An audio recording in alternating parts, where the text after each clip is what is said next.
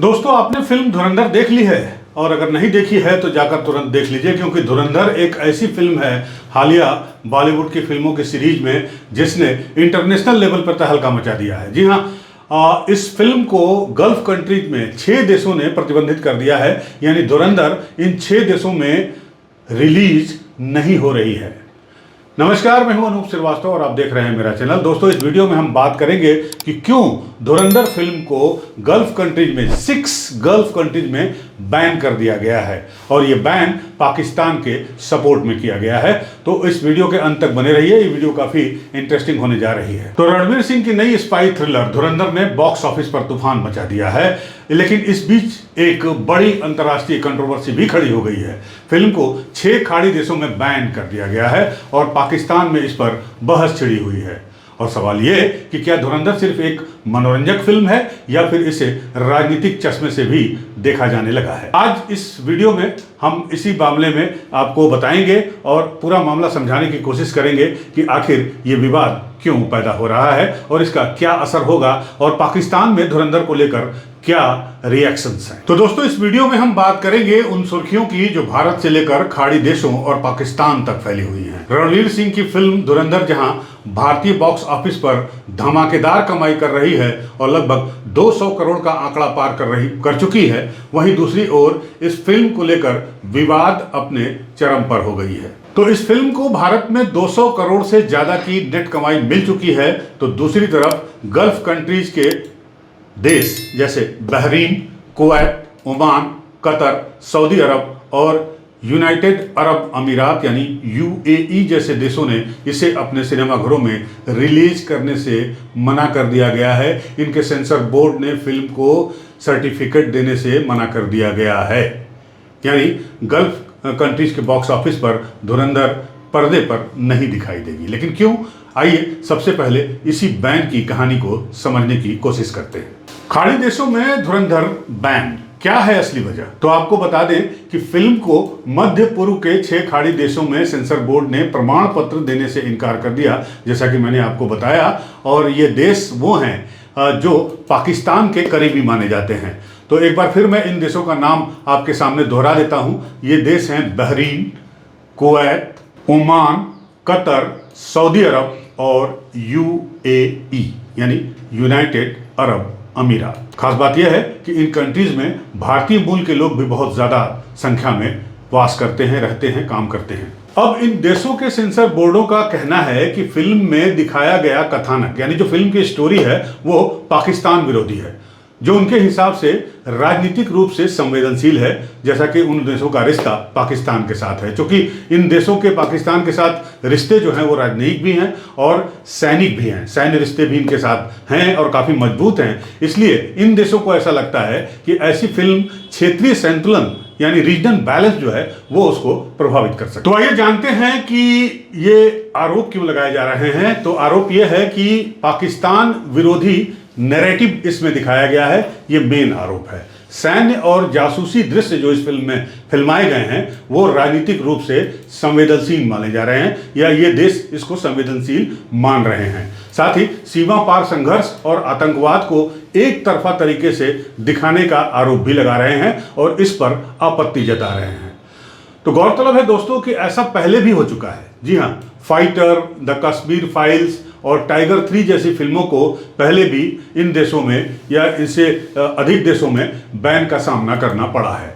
यानी एक पैटर्न बिल्कुल साफ साफ दिखाई दे रहा है और वो पैटर्न है भारत पाकिस्तान संघर्ष, पाकिस्तान से जुड़े राजनीतिक मसले खाड़ी देश अपने सिनेमाई बाजार में काफ़ी सतर्कता के साथ पेश करते हैं। यानी अगर पाकिस्तान को लेकर कुछ मामला कंट्रोवर्शियल है तो वो उसे दिखाने में या उसके साथ सहूलियत बरतने में पेशोपेश महसूस करते हैं। तो सवाल यह है कि आखिर ऐसा फिल्म की कहानी में क्या है जिसकी वजह से ये नौबत आई। तो आपको पता है या आप पहले भी जान चुके हैं कि फिल्म के निर्देशक हैं आदित्य धर, जिन्होंने उरी द सर्जिकल स्ट्राइक जैसी सुपरहिट फिल्म बनाई थी और वो भी पाकिस्तानी थीम पर ही थी हालांकि। और इस बार उन्होंने एक और हाई इंटेंसिटी स्पाई थ्रिलर पेश की है जिसमें रणवीर सिंह एक अंडर कवर एजेंट की भूमिका में है, जो पाकिस्तान की धरती में पहुंचकर अपने खुफिया मिशन को अंजाम देते हैं। तो इस फिल्म में रणवीर सिंह के साथ अक्षय खन्ना भी हैं, संजय दत्त भी हैं, अर्जुन रामपाल हैं, आर माधवन हैं और सारा अर्जुन उनकी हीरोइन बनी है। तो ये सारे दिग्गज कलाकार ऐसे हैं जिन्होंने कहानी को और दमदार बना दिया है।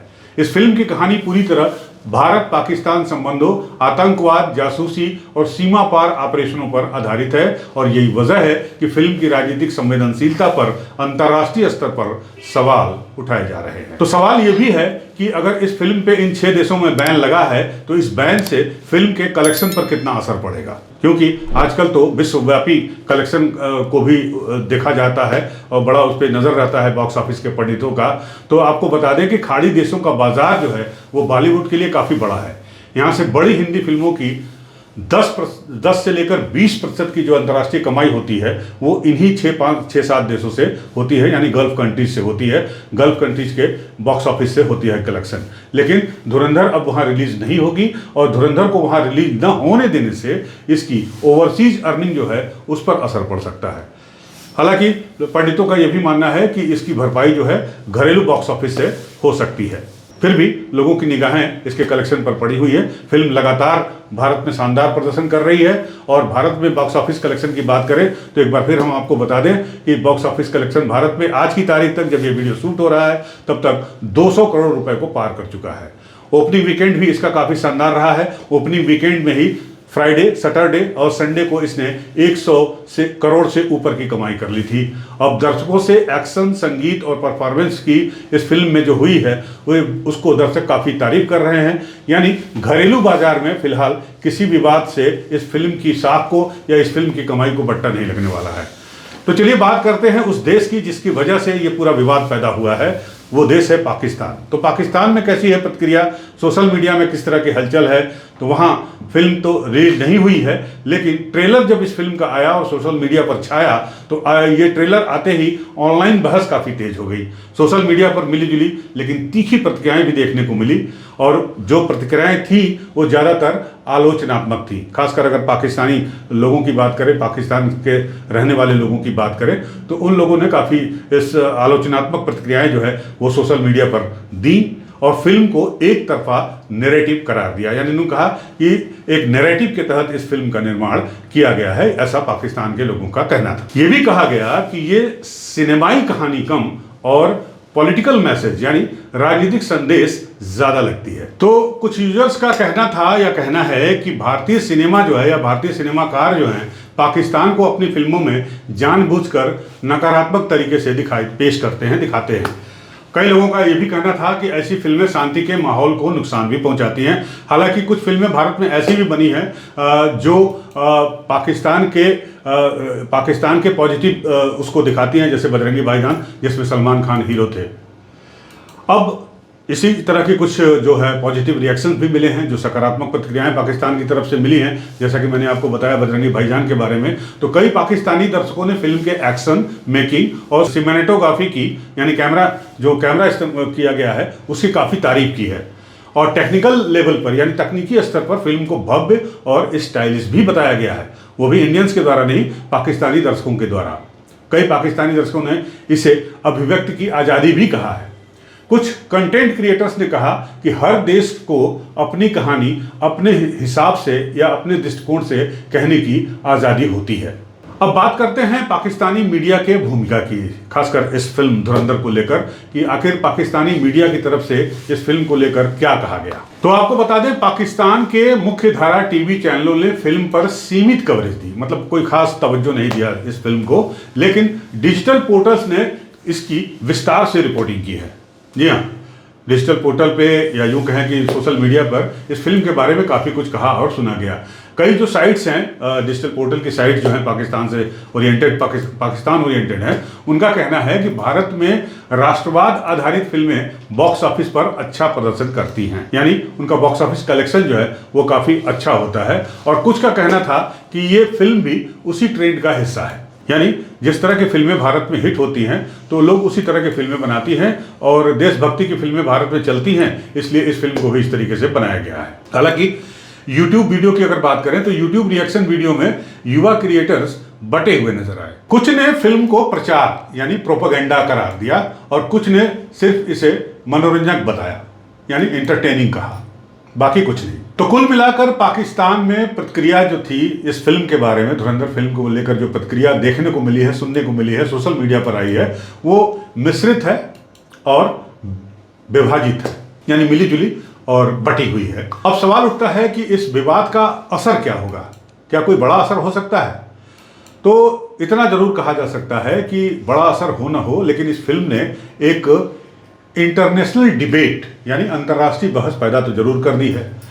अब सेंसरशिप बनाम अभिव्यक्ति की स्वतंत्रता पर सवाल भी उठे हैं। कुछ भारतीय दर्शक इसे सॉफ्ट पावर के रूप में देख रहे हैं, जबकि अगर हम पड़ोसी देश की बात करें तो पड़ोसी देश इसे ध्रुवीकरण के रूप में देख रहे हैं। यानी एक सिंगल फिल्म ने राजनीति, कूटनीति और सिनेमा तीनों को एक ही चर्चाओं में ला दिया है। तो धुरंधर सिर्फ एक फिल्म नहीं रह गई है, अब ये एक राजनयिक बहस, सांस्कृतिक टकराव और सेंसरशिप की राजनीति का विषय बन चुकी है। फिल्म भारत में तो सुपरहिट है, लेकिन खाड़ी देशों के बैन और पाकिस्तान की सोशल मीडिया प्रतिक्रिया इस विवाद को और गरमा रही है। सिर्फ मनोरंजन का माध्यम है या फिर ये देशों के बीच रिश्तों और राजनीतिक दृष्टिकोणों को भी प्रभावित करता है? तो इस बारे में आपकी राय क्या है, कमेंट बॉक्स में जाकर हमें कमेंट करके ज़रूर बताएं। और मैं हूं आपका होस्ट अनूप श्रीवास्तव और आप देख रहे थे मेरा चैनल। तो इस वीडियो में दोस्तों बस इतना ही। मिलते हैं आपसे अगले वीडियो में एक नए सब्जेक्ट के साथ। तब तक के लिए नमस्कार, जय हिंद।